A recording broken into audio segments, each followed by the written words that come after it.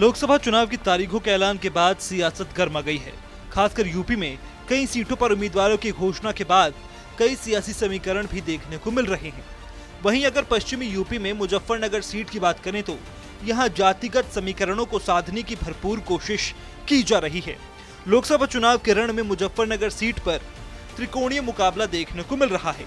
यहां से बीजेपी ने केंद्रीय मंत्री और 2 बार जीत हासिल कर चुके संजीव बालियान पर एक बार फिर से भरोसा जताया है, तो वहीं सपा ने बड़े जाट नेता की छवि रखने वाले हरेंद्र मलिक पर दांव खेला है, तो बसपा ने भी दारा सिंह प्रजापति को मैदान में उतारा है। मुजफ्फरनगर लोकसभा सीट पश्चिमी उत्तर प्रदेश की सबसे ज्यादा हॉट सीट माने जाने वाली लोकसभा है।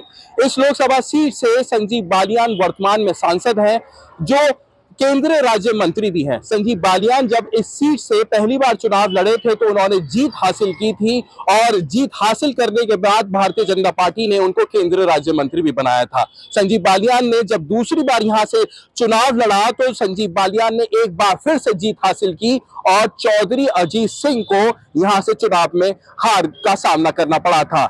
वर्तमान में भी अगर जो लोकसभा चुनाव की बात करें तो 2024 के लोकसभा चुनाव में भारतीय जनता पार्टी की ओर से संजीव बालियान ही कैंडिडेट है और इस बार फिर से संजीव बालियान जीत हासिल कर हैट्रिक लगाना चाहते होंगे, लेकिन उनकी राह इस बार आसान नहीं है, क्योंकि समाजवादी पार्टी कांग्रेस के साथ गठबंधन में है और उनकी तरफ से हरेंद्र मलिक, जो पूर्व में भी सांसद रह चुके हैं और मुजफ्फरनगर के मूल निवासी है, उनको प्रत्याशी बनाया है।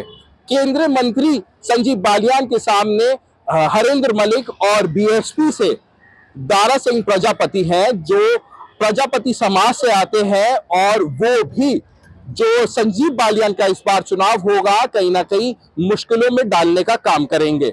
जहां पर हरेंद्र मलिक की अगर बात करें तो हरेंद्र मलिक भी जाट समुदाय से कहे जाते हैं और संजीव बालियान भी जाट समुदाय से आते हैं। संजीव बालियान ने जब पिछले योजना में अजीत चौधरी को हराया था वहां से, तो ये बात सामने निकल के आई थी, जो जाटों के नेता हैं वो अब संजीव बालियान घोषित हो चुके थे आम जनता की अगर बात करें तो। लेकिन अब जिस तरीके से चुनाव बढ़ता जा रहा है और समाजवादी पार्टी और बीएसपी भी इस बार मैदान में है, तो कहीं ना कहीं संजीव बालियान के लिए मेहनत करने वाला काम होगा।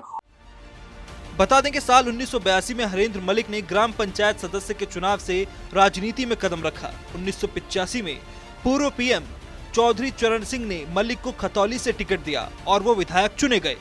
इसके बाद 3 बार बघरा से विधायक रहे। हरेंद्र मलिक को जिले की राजनीति में सबसे कद्दावर नेता के तौर पर माना जाता है। पूर्व सांसद हरेंद्र मलिक कैराना और मुजफ्फरनगर लोकसभा सीट से भी चुनाव लड़ चुके हैं, हालांकि उन्हें कामयाबी नहीं मिली थी। 2022 विधानसभा चुनाव से पहले मलिक कांग्रेस छोड़कर सपा के साथ आ गए थे। हालांकि अब मुजफ्फरनगर सीट पर तीनों ही पार्टियों में कड़ा मुकाबला है और हरेंद्र मलिक के मैदान में उतरने के बाद यहां से बीजेपी के लिए जीत दर्ज करना आसान नहीं होगा।